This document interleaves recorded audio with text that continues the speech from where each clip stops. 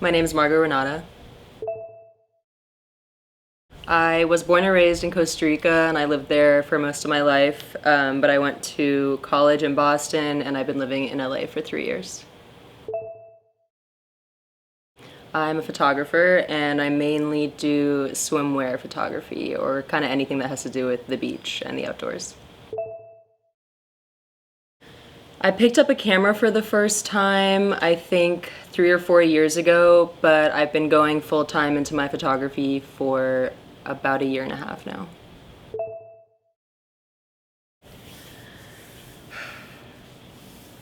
That's a good question. For me, photography means a way to express myself, but also a way to showcase the beauty both internally and externally of other people, like primarily women, honestly, around me and in my community. It's dramatic. I'm dramatic though, so like that's my vibe, is like everything has to be 100, but at the same time chill and like natural and like easy to look at, you know what I mean?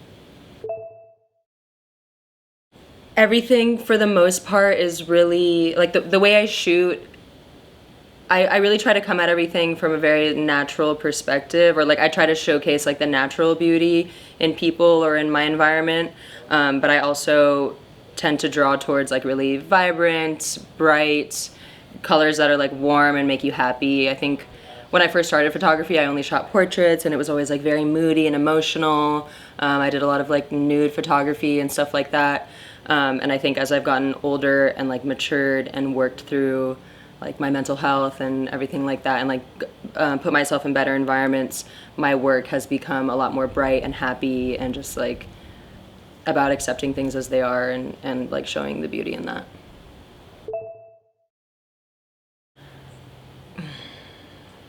My inspiration comes from a wide range of things. There's a lot of like floral inspiration in my work, so nature and the outdoors and like primarily flowers. Like there's flowers all around my house. I shoot with flowers. Like the shoot I just did with Kelly today, we had flowers involved.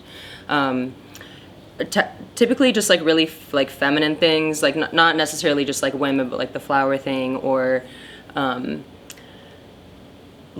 don't know, the way I feel also inspires me. So in my work, like what I was saying before, like when I was going through darker periods of my life, then my work reflected that. But as I'm going through happier periods, or like things are getting better, I'm like having a better outlook, like my inspiration comes from within as much as it also comes from the outside.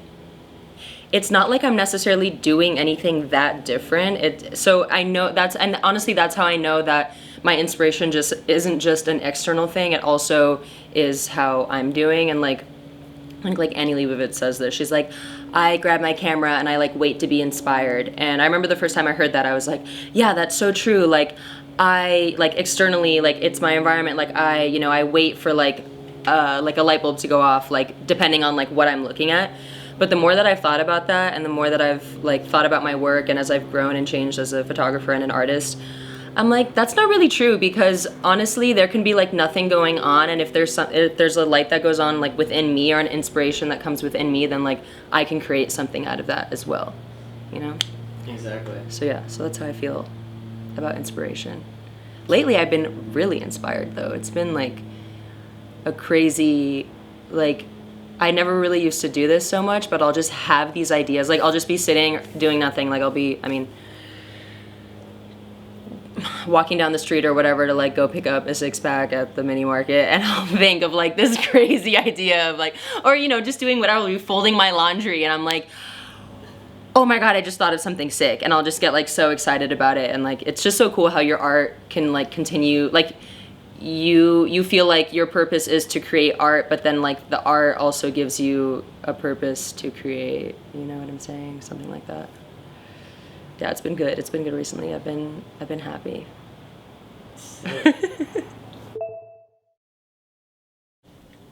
I'm really passionate about food. I love to cook. I'm really passionate about sustainability and farming. Like my goal in life later down the road, besides like shooting Sports Illustrated and stuff like that down the road, I just wanna have a big piece of land where I can have a giant garden and like grow my food and raise my chickens and shit like that. Like I really want to live a simple and sustainable life, and I'm very passionate about trying to make as little of an impact on the earth while also making a great impact on society with my art.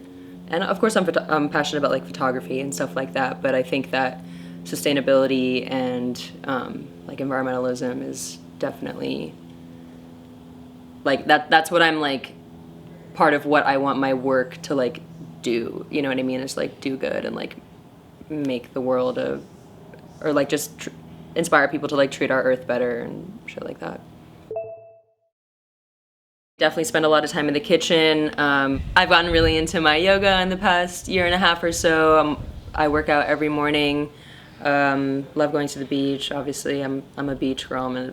I'm always in the water. I'm a water baby. So yeah, cooking and just like cruising around, man. Just traveling also when I can. Obviously, right now, that's on pause. But love seeing the world. Love meeting new people, learning new languages, eating new food. It was really interesting the way COVID and quarantine affected my art, because at the beginning I went, like what we were talking about earlier, I went into one of those like really dark places. Like it was bad. I could not get out of bed. I mean, you'll probably hear this story from or you've heard this story from so many people. Most of us experienced it. Especially those of us with like mental health problems. Like for me, I have really bad depression, anxiety, and it just totally took me over. I couldn't, like the idea of even like taking pictures for me was like, I genuinely was like, I'm never gonna pick up a camera again. I'm a failure as an artist. Nothing I do means anything. Like I was having such bad negative thoughts because I couldn't remedy that by going out and creating, because for the first 8 weeks, I didn't leave my house really or interact with anyone outside of my household, like as we were supposed to do. And then I got some clients that reached out to me, a few product clients and a few other, some swimwear clients as well, that needed content. And luckily, I have people in my house that are good enough with picking up a camera that I could like get them to, like I just functioned as the model, and then I had my housemates help me shoot the photos. And so I sort of like was able to start creating again, and then some of the work that I had was like more product related, so it was like simple stuff like water bottles or whatever. So then it just sort of like work just sort of kind of started slowly coming, just in a new way, in a way that I hadn't really worked before. But I was like, I'm gonna take this and just do what I can, you know what I mean? I need to stay alive and I need to stay creating. And then from that, as I was doing work for clients, I was like, wait, I should also just be doing this, period. Like I used to take self-portraits all the time when I'd first started taking pictures. So I started doing that again, and I got re-inspired suddenly. And I think it was that same, like what we were talking about. I was like I was in such a low, I couldn't even imagine being in a high point. And then things in my external environment came to me and forced me to create, and then that helped bring me back into a high, you know, and I just like worked out of it from there. And then since then, I've just been really careful about how I take bookings. I'm like, if I'm meeting up with new people, I'm wearing a mask and I'm shooting. I mean, luckily I shoot pretty much always outdoors, so at least we're in open air, and just shooting like in secret or private beaches in Malibu or places where I know I can not come into contact with too many people, you know, I'm not like exposing anyone. And yeah, I've been really busy. I'm like shooting every day now, so it's great. If you would have asked me 3 months ago what I would be doing in July, I would not have had a positive answer for you at all. It was rough, dude. It was so rough, but you take it day by day, you know, and now it's all right. I only have one tattoo. I don't know which camera I should show it towards. Probably this one. It says sad girl. As I was saying earlier. I used to be a lot more sad, man, and now I'm just not as sad anymore. But this has a few different meanings. I got it with my best friend, who was the first person that I ever took pictures of. And in college, when I was first taking pictures, when I would do a lot more like portraiture and sort of like nude, moody type photos. So all my photos went on there, and it was like this whole thing. And then my friend, who I have it with, her name's Amanda, and she's still like a model that I work with all the time. She got it with me because she was like the person who like kind of inspired me to, and we both just like we're going through like dark periods at the same time, so we like helped each other out of a lot of things, and so we both have this tattoo. But that's the only one I have. And normally I would say no, I wouldn't have even shown it, but I'm being real, so. It's not like super, I don't want to say original, but it's not like super crazy or anything. It's the artist, her name's Angel Olsen. She's like an indie, like alternative artist. And the lyric is, "I'm lighter on my feet when I've left some things behind." So, I mean, that speaks for itself, I think, but it's just about like letting things go. But like part of, you know, becoming a more positive person and having a better outlook on life was about learning to let things go, like learning, and not only like learning to let things go in the sense of like, oh, I need to get over what someone did to me, but also like let go of emotions or feelings or perspectives that are holding me back and hurting me. And I've always, I'm loud and like outspoken, and I have such a presence, and I love that about myself, but at the same time, I always want to challenge myself to go throughout the world more lightly, like, and that can be taken in terms of like literally the way that I take steps, but also like the environmental impact that I have, or also like the way I interact with people. Like I want to touch people, but like touch them lightly, you know what I mean? Like, and it doesn't necessarily mean like be soft, but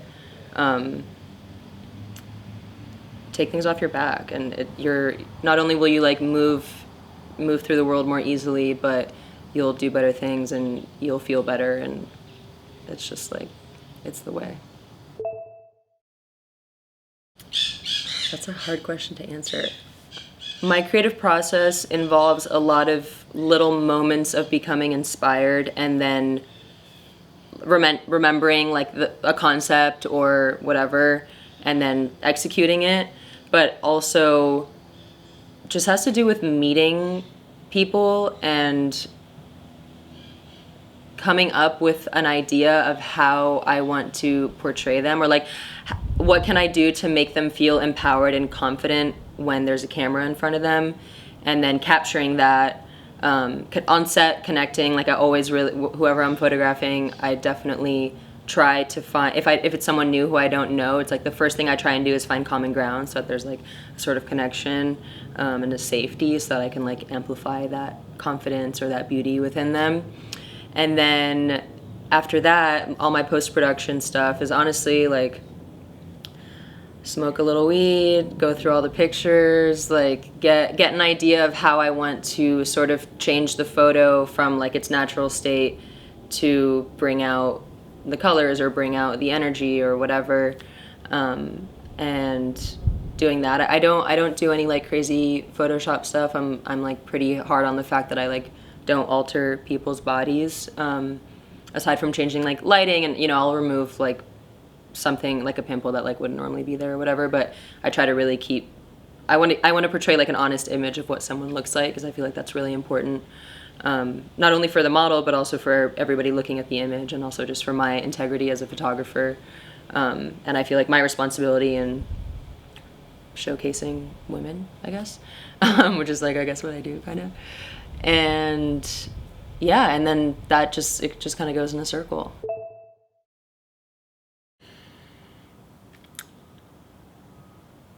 Being in Los Angeles, I think there are so many pros and so many cons to being here as an emerging artist. And I wouldn't want to be anywhere else, but I think that some of the main struggles I've had coming up on my artistry and my photography is that people oftentimes want to try and take advantage of me because I'm a young woman, whether it's like a contract or whether it's my rates or what they can get out of me. I've really struggled with people trying to push me to see if I'm going to stand my ground on knowing my worth.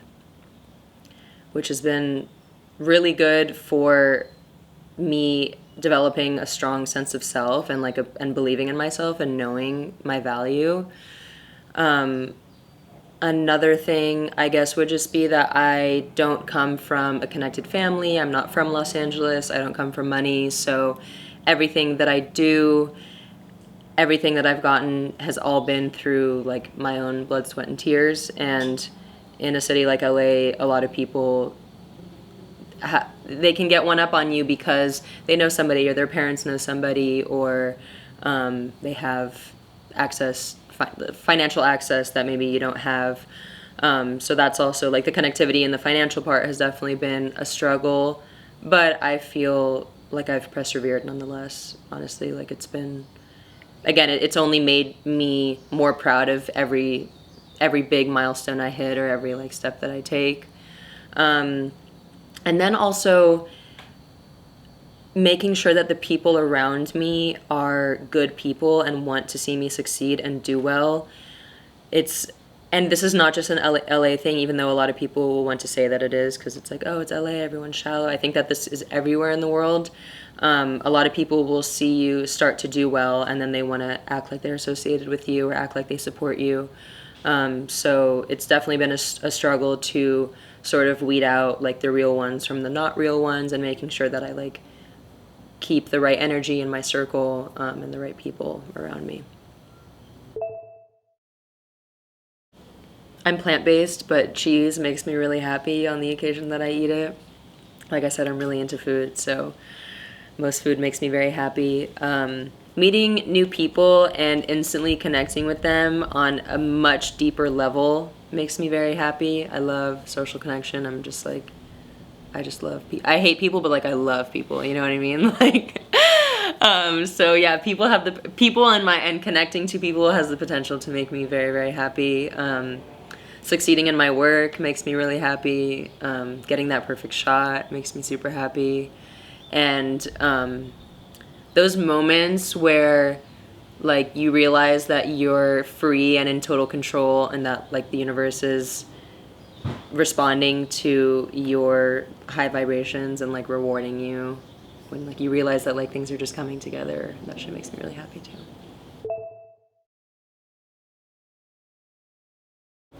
I think it's hard to say whether I make my best art when I'm happy or sad, because to like from an outside perspective, someone could think that my sadder shit is way cooler than my happier shit.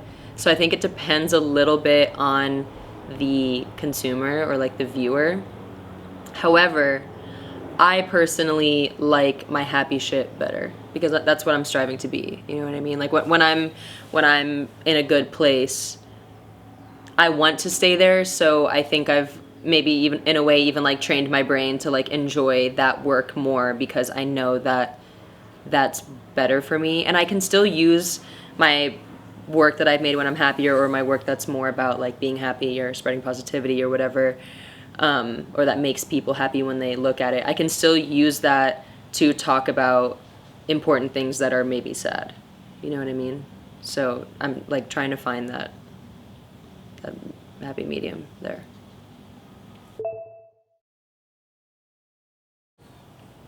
Three things I absolutely need: my camera, a portable speaker, and chapstick. 5 of those 3 things, I'm good. And like my iPhone, obviously, because I have to play like the music out of something, but yeah. That's implied. That's implied. A moment in my life where I felt the most alive. One of them for sure is when I got my license. I got my license in February, so I like just started being able to drive. And I was just like, I'm 24, I'm a little late. But because of growing up in Costa Rica, you like didn't really need to have a license there, and then I went to school in Boston, so I didn't really need to drive. But I took my Jeep and I was just like cruising down PCH, and I was like, I did it, like I'm free, like I'm a living, breathing human who can drive a car. Like I can go to any shoot I want, I can go anywhere I want, like let's go, let's get it. That's a recent moment where I felt very alive. Nothing too deep or scary or anything, but just like I was like, damn, yeah, like I can do things and go places.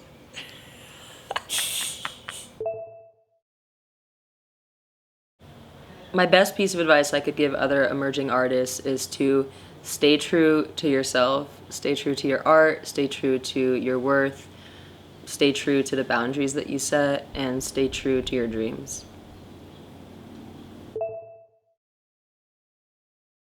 I have some pretty big swimwear campaigns coming out in the next few weeks, hopefully, with some pretty big name brands that I'm very excited about.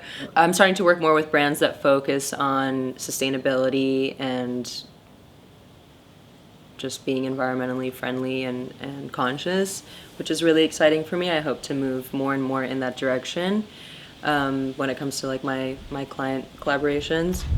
You can find me on Instagram at Margo Renate. No one knows how to pronounce my name. It's M-A-R-G-O, Margo. No T, no A-U-X, no crazy shit. And then Renate, R-E-N-A-T-E. People think it's Renee or Renate or whatever, but it's Margo Renate. Now you know how to pronounce it.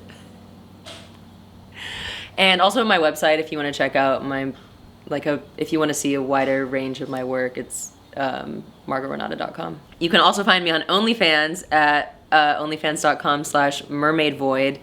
I have a bunch of my fitness routines on there. I cook on there a couple times a week, so my recipes and all that stuff, and then some other more fun like bikini content, which I'll let you figure out for yourself. But there's no like nudes or anything. It's just like, if you see my Instagram, you'll like get it. It's like, it's more me. It's like Margo lifestyle shit. Because my Instagram is all other people, but everyone always wants to like see my workouts or see because I'm always all up on my food game and like cooking and stuff. So I'm like, yeah, I'll just put it on OnlyFans and make money off of it. So it's going really well. I launched it a week ago. So it's fun. Don't get too excited because you're not gonna see me naked. Sorry. So you get some recipes. Yeah, you'll get some recipes. I cook in a bikini. That can be fun, I guess, but because it's like 95 degrees in my house. I'm like, I look good though, so it's fine. That's fire. Mm-hmm. Well, thank you for your time. Thank you for having me. Of course. Are we good? Is that the end? That's it. Yay! Great job. Alright, peace out, people. Dig the content here at Cocoon Malibu. Click that like and subscribe button. You feel me?